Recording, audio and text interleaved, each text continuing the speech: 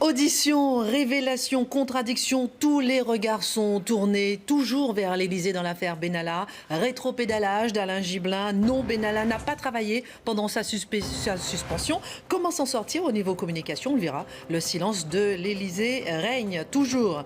Comment s'en sortir au niveau politique? Les explications de l'exécutif attendues aujourd'hui en audition. Faut-il sacrifier un des responsables à l'Élysée? On se posera la question. Et puis autre question, la commission s'est-elle transformée en tribunal politique? Les contre-pouvoirs fonctionnent-ils ou abusent-ils? Nous aborderons toutes ces questions avec Franck Tapiro, publicitaire, président de l'agence Hémisphère Communication. Et puis Jérôme Béglé, directeur adjoint de la rédaction du Point. On a vu Alain Gibelin, patron de la DOPC, qui revient sur les propos tenus hier en commission d'enquête à l'Assemblée nationale. Il avait mal compris. Non, Alexandre Benalla n'a pas travaillé pendant le moment où il était suspendu. On va réécouter, messieurs, si vous voulez bien, ce qui s'est passé hier, l'échange entre Marine Le Pen et Alain Gibelin. On écoute et on revient. Vous nous avez expliqué tout à l'heure qu'il y avait des réunions en amont pour préparer les différents événements dans lesquels le président de la République a vocation à se déplacer dans Paris, que vous n'y étiez pas à titre personnel, mais que l'intégralité de vos services était présent à ces réunions. Donc moi, j'aimerais juste savoir s'il y a eu une réunion de ce type, quelle que soit d'ailleurs la manifestation qui devait être organisée, entre le 2 et le 18 mai. Très certainement, oui. Oui. Comme vous nous avez indiqué tout à l'heure que M. Benalla était présent à l'intégralité de ces réunions, il ne vous est pas apparu qu'un jour, M. Benalla n'était pas présent à une des réunions qui pourrait avoir lieu entre le 2 et le 18 mai. Non. Et j'ai eu à dire, et je répète, que la sanction prise à l'encontre de M. Benalla, à aucun moment n'a été portée ni à ma connaissance, ni à celle de mes collaborateurs. Vous venez, par la réponse que vous venez de m'apporter, de m'indiquer que cette sanction n'a en réalité pas été appliquée, puisqu'il y a eu des réunions entre le 2 et le 18 et M. Benalla était présent avec vos services. Écoutez, oui. On va écouter tout de suite la présidente de la commission d'enquête, la commission des lois, qui a reçu une lettre ce matin qui explique ce rétropédalage. Pour le moment, il ne nous dit pas avoir menti, mais avoir commis une erreur, parce que il faut bien comprendre qu'on en était à plus de 2 heures d'audition, qu'il était soumis à de nombreuses questions des députés, et donc il avait l'air, moi j'ai regardé les images, il était effectivement fatigué. Donc je n'en sais rien, c'est la raison pour laquelle il peut être très utile de l'auditionner pour qu'il nous précise bien exactement les choses, la situation et ce qui s'est passé. Mais effectivement, vous avez raison, il était sous serment, et donc s'il a menti, il y a des sanctions pénales qui doivent s'appliquer lorsque quelqu'un sous serment ment sciemment. Mais il faut vraiment une volonté de proférer un mensonge. En tout cas, la lecture de son courrier laisse apparaître plus un désarroi, une erreur, une incompréhension des questions que cette volonté-là. Donc il ne faut pas non plus en tirer des conclusions prématurées. Jérôme Béglé, pression ou incompréhension? Marine Le Pen pose 3 fois la même question à M. Gibelin. 3 fois, il fait une réponse univoque. Est-ce à dire qu'il n'a pas compris 3 fois la même question, qu'il n'a pas entendu 3 fois la même question? Il évoque le fait qu'il y ait eu du bruit dans la salle. On voit, sur les extraits que vous avez passés, une vue d'ensemble de la salle. Je ne vois pas ces messieurs et dames de la commission parler entre eux, faire du bruit, téléphoner, se lever, boire, manger, écouter la radio. Bon. Il me semble qu'il régnait un calme correct. Bon. Alors après, il s'est trompé, ça arrive à tout le monde. Pardon, mais l'argument, au bout de 2 heures de débat, de feu roulant des questions, on est fatigué. Pardon, mais pour un haut gradé de la police ou de la gendarmerie, c'est quand même quelque chose que je trouve difficilement audible et acceptable. Après, effectivement, la présidente de la commission le dit clairement, soit il y a eu volonté de détourner l'attention, en tout cas de mentir sous serment, auquel cas il y a des poursuites qui sont passibles. Ce que je crois, c'est qu'on lui a demandé en très haut lieu, à l'Élysée, parce que cette affaire remonte à l'Élysée par tous les bouts qu'on la prenne, de rétropédaler. Donc pour vous, pression? Écoutez, l'argument selon lequel 3 fois il entend mal une question, 3 fois il répond de façon claire, mais qu'il s'est trompé 3 fois de suite, me paraît être un argument, les bras m'en tombent. C'est que c'est très surprenant, surtout quand on revoit, bien entendu, oui, l'interview. Mais on doit revoir l'échange, effectivement. Mais il y a peut-être une autre option, une autre compréhension. Quand on écoute bien, quand on voit, il a une obsession, et je crois que c'est un homme assez rigide, il a une obsession à faire comprendre qu'il ne savait pas et qui ne connaissait pas la sanction portée à l'encontre de M. Benalla. C'est-à-dire qu'en fait, Il ne connaissait pas les dates. Exactement. Non, c'est pas une question de date. En fait, je pense qu'il répond pas sur la date. Et je crois que c'est là qu'il y a une confusion.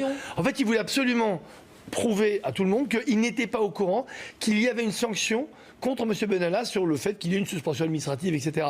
Et c'est pas, regardez, il répond pas par rapport aux dates, il surenchérit à chaque fois avec, mais je n'étais pas au courant, personne n'était au courant. Donc en fait, c'est plus le fait de dire, et les dates, je pense qu'il a zappé, je crois que ça se voit, mais revoyez l'image, il est comme ça, il répète, et personne de mon équipe ne savait qu'il y avait une sanction administrative contre lui. Non, donc c'est peut-être une confusion. Évidemment, c'est très troublant, mais je pense qu'en fait, il avait un objectif, c'est d'affirmer que s'il était en réunion avec M. Benalla, quelle que soit la date, il ne savait pas les sanctions administratives prises contre lui. Je pense que c'est pour ça qu'il y rétropédale. Marine Le Pen, ce matin, elle dit, voilà, j'ai posé 2 fois la question, on l'a vu même 3 fois, elle dit Guillaume Larrivé, le co-rapporteur, il a résumé l'échange entre M. Gibelin et Marine Le Pen, il n'a pas contredit à ce moment-là. Pourquoi ce matin, on apprend cela? C'est vrai que ça fait quand même désordre peut-être, ou bien interrogation. Oui, mais la pression, on parlait de pression, mais pensez à la pression personnelle qu'ont toutes les personnes qui sont de près ou de loin touchées par cette histoire qui, franchement, devient grotesque. Et ça, maintenant, ça devient une affaire. Je dis évidemment surtout pas une affaire d'État, contrairement à ce que tout le monde dit.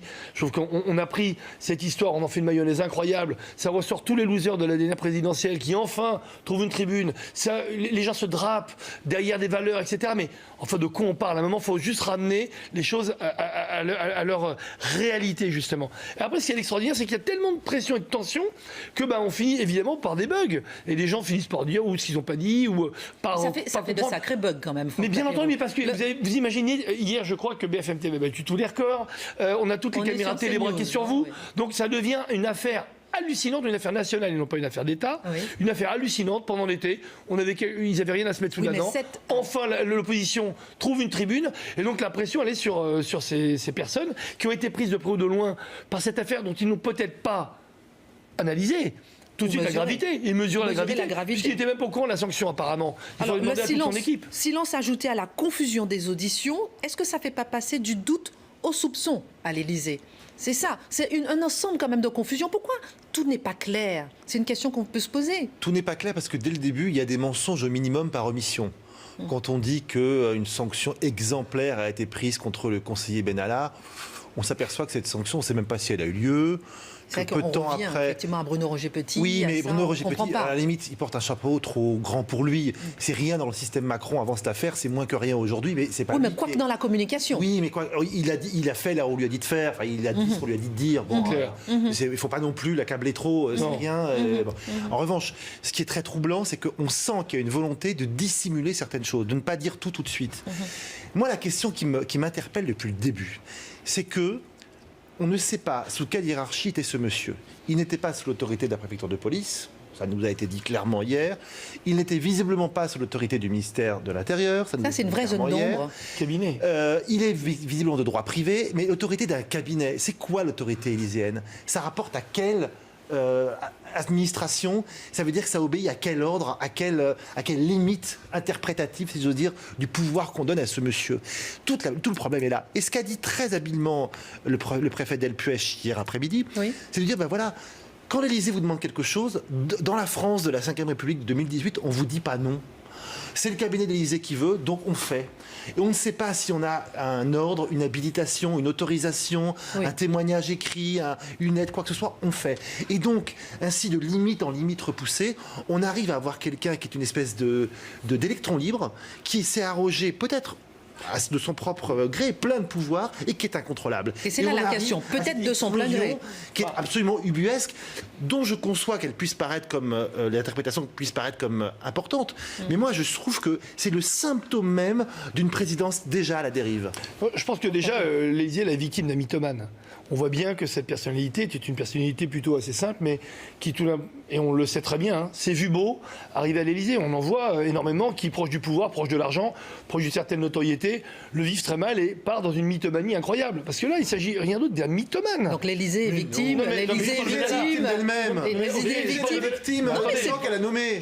Attendez, laissez-moi aller au bout. Je parle de Benalla. Benalla est devenu complètement mythomane. Ce gars-là se faisait passer pour n'importe qui et s'arrogeait, on va dire, un pouvoir incroyable pensant qu'il était de droit, on va dire, un peu divin. Il a abusé de son pouvoir. Il y a un abus de pouvoir. La chose qui me fait dire depuis le démarrage, et à chaque fois je dis à tous mes amis, confrères et observateurs, calmez-vous un petit peu, quand on parle d'affaires d'État, de Watergate, alors je comprends bien que Mélenchon, vu d'où il est aujourd'hui politiquement, qu'il a intérêt à Watergateiser cette histoire. Mais de quoi parle-t-on? Quand Emmanuel Macron en Australie reçoit un coup de fil et au courant de cette histoire, à ce que je sache, et tout le monde a été clair là-dessus, il a dit on sanctionne. S'il n'avait pas sanctionné, je serais totalement d'accord avec vous en disant oula, non mais attendez, il n'est pas. S'il a été sanctionné. Attendez. Il a dit on sanctionne et tout le monde a répété la sanction et tout le monde. En revanche, je ne parle pas de l'appliquer. Qui a décidé de la sanction? Alors, ce n'est pas au chef de l'État. C'est le directeur de cabinet. Et oui, c'est une faute administrative. Donc, le chef de cabinet doit donner une bonne sanction. Qui va être auditionné cet Et après-midi. c'est là que le bas blesse. Oui, peut-être, sûrement d'ailleurs, la sanction n'a pas été assez forte. Et peut-être, on verra si elle a été appliquée ou pas. Peut-être. Mais arrêtez de parler de problème d'État ou d'affaires d'État, parce que ça n'en est pas une. Alors attention, une question aussi posée, l'isolement mutique de l'Élysée, là aussi, est-ce que là, l'Élysée, Emmanuel Macron, doit-il parler? Est-ce qu'il doit sortir de son silence? Est-ce que ça, justement, ne rajoute pas à la confusion? Est-ce qu'on n'aurait pas peut-être déjà mis un point final à cette histoire? Il devra parler de toute façon. Je trouve pas la tactique de communication idiote. Tant qu'on est dans le cœur du volcan. Pour vous, la non-communication est une communication? En l'occurrence, je pense qu'il ne sait même pas lui-même l'ampleur du dossier. Mais complètement. Bon. Le problème, pour reprendre ce qu'a dit à l'instant Franck Tapiro, c'est que d'abord, on est responsable des gens qu'on nomme. On est responsable des pouvoirs qu'on leur donne ou des pouvoirs qu'ils s'arrogent.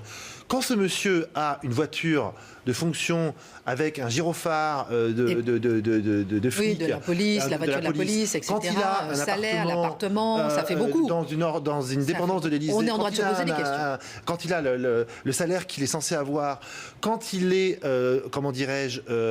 adjoint au directeur, au chef de cabinet sur sa carte d'identité. La carte d'identité, c'est pas lui qui l'a faite, elle a été faite par le service de l'Élysée. Quand il accompagne, soi-disant après sa sanction, le couple présidentiel dans des sorties plus ou moins privées, plus ou moins publiques, je suis désolé, le chef de l'État est responsable de cela, est responsable du fait que la sanction, si sanction il y a eu, elle est passée complètement outre. Donc je pense qu'on peut difficilement... Alors effectivement, on a affaire sans doute à quelqu'un qui a cru que la toute-puissance le protégeait de tout, mais ça n'est pas pour ça qu'on n'aurait pas dû voir cette dérive. On va écouter Sébastien Hugues. Quelqu'un qui pète un plomb dans votre entourage, c'est aussi de votre responsabilité. Je ne pense pas qu'il y ait eu d'autres manifestations avant l'histoire de la manifestation. Mais il y a 5 ou 6 cas où il a exagéré. Mais apparemment c'était jamais sorti vraiment. Et même les gens du PS à l'époque, même Arnaud Montebourg l'a dit là. Il a exagéré avant justement d'arriver à l'Élysée. Je pense que le maximum, on va dire le topic, comme on peut dire, ou le climax de ces exactions mythomanes, c'est lors de cette manifestation. Mais avant cela, on va dire c'était des faits qui passaient, parce que vous le savez très bien, dans des sphères de pouvoir, il y a des choses qui passent plus qu'ailleurs, et c'est tout aussi détestable, je le sais. Dans le pouvoir macronien, où on a donné des leçons de morale pendant 2 ans à la terre entière, non, mais c'est pas ça, pardon, ça l'affiche un peu mal. Mais c'est ce qui fait peut-être s'il y a effectivement une émulsion par rapport à cette histoire. On va écouter Sébastien Hugues qui dit que on dirait que le président de la République il joue à cache-cache, il faut qu'il arrête de jouer à cache-cache. On écoute. Il serait de bon ton que le président de la République, qui est directement mis en cause dans cette affaire, puisse s'exprimer devant les Français, qu'il cesse de jouer à cache-cache et qu'il, finalement, plutôt que de faire dire des choses par son entourage, puisque aujourd'hui il ne s'est pas exprimé, mais il fait dire des choses par son entourage, qu'il puisse s'exprimer clairement devant les Français dans le cadre de cette affaire d'État. Il doit sortir du silence, Franck Tapiro, il doit sortir mais pas maintenant, je suis totalement d'accord avec Jean. Enfin, à quoi ça sert qu'aujourd'hui, le président parle de quoi d'ailleurs? Parce qu'il y a une enquête en cours. On peut l'accuser d'ingérence. Non, mais d'ingérence, et puis surtout, c'est pas ça, c'est pas de son niveau. Aujourd'hui, il y a une enquête, pour moi, elle est d'abord administrative, avant d'être politique, et encore moins d'État. Quand on parle d'affaires d'État, pour moi, de toute façon, ça, c'est de la com. C'est de la com, et je peux comprendre que toute l'opposition ait enfin un os à ronger, enfin, ils ont un truc à reprocher à Macron. Alors, c'est un petit osselet, et on en fait un fémur.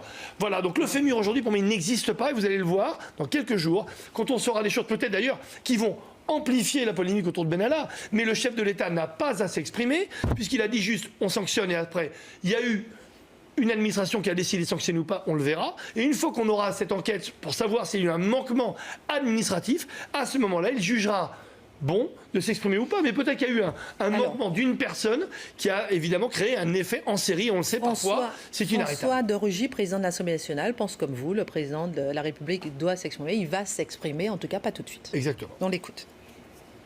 Je pense que le président de la République s'exprimera. Il l'a laissé entendre par des membres de son entourage dès dimanche soir, mais pas au Parlement. Ça n'aurait aucun sens.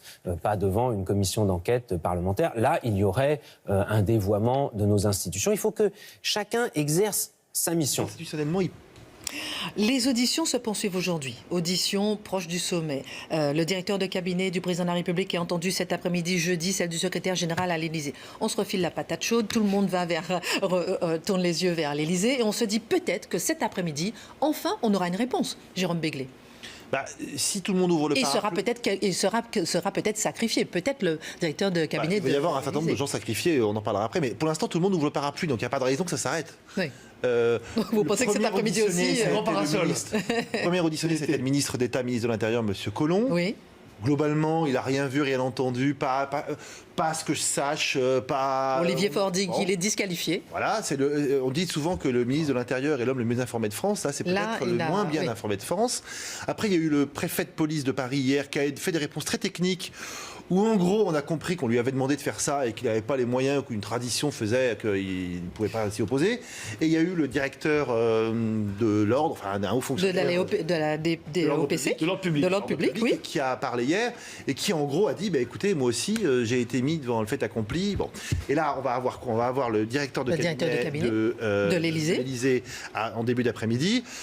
Alors, c'est vers lui que tout converge. C'est vrai que... Alors, juste un mot pour ceux qui nous regardent. Bien que le début. Pour ceux qui nous regardent. Il a 66 ans, donc il pourra partir tranquillement à la retraite. En octobre, il paraît qu'il pourrait être la personne à sacrifier parce qu'il peut partir en octobre à la retraite. Si c'est lui, c'est se foutre du monde. D'accord. Juste une question. Quelles sont les fonctions du directeur de cabinet ? Pour que les gens puissent comprendre, ceux qui nous regardent puissent comprendre. Parce que nous, on a l'impression de tout savoir, mais un directeur de cabinet, quelle est sa fonction à l'Élysée ? Pourquoi c'est important de l'entendre cet après-midi ? C'est une fonction essentiellement administrative. C'est un peu la tour de contrôle des dossiers qui arrivent sur le bureau du président. Dire que, non seulement il a une fonction RH, globalement. Oui. Chief of Staff. Comme on dit aux États-Unis, Chief of Staff. Donc il va savoir que machin est malade, qu'un tel est indisponible, que Tartampion est en vacances. Mais aussi, il va connaître des dossiers, de l'avancement des dossiers de chaque service. Bon. Donc effectivement, c'est lui qui est en première ligne. Mais on ne peut pas imaginer, sous la Ve République, à l'Élysée, qu'un directeur de cabinet prennent des décisions aussi importantes sans informer son N+1. Son N+1, en l'occurrence, il y en a deux. C'est le secrétaire général de l'Élysée, Monsieur Alexis Collère, qui va être entendu jeudi au Sénat. Et c'est le bureau d'à côté, le chef de l'État, dont on sait maintenant que les relations du couple présidentiel avec M. Benalla étaient assez proches. Donc je ne peux pas imaginer que les dossiers concernant M. Benalla n'aient pas remonté à l'étage supérieur. On écoutera ça cet après-midi. On apprend à l'instant que les députés LR vont déposer une motion de censure.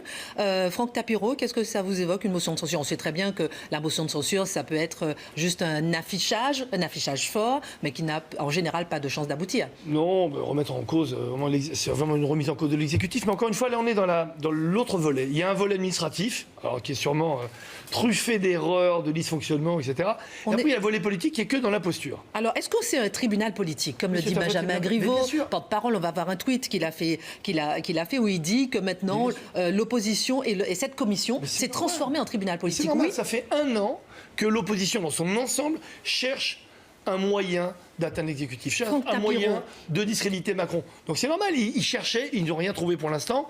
Et là, ce petit fait a été monté en épingle parce qu'au final, quand même, quand tout sera passé, quand l'émotion sera passée, quand on analysera les faits, évidemment, ils sont complètement surréalistes et ubuesques, mais de là à en faire une affaire d'État, on sait que c'est too much. Donc c'est Mélenchon qui, très justement, il joue son rôle, balance le Watergate français dimanche, et depuis tout le monde suit. Là, aujourd'hui, il y a une espèce de coalition de toute l'opposition pour faire de cette affaire une démonstration que, finalement, on a reçu des leçons, mais encore une fois, c'est fait ce que je dis, pas ce que je fais, etc.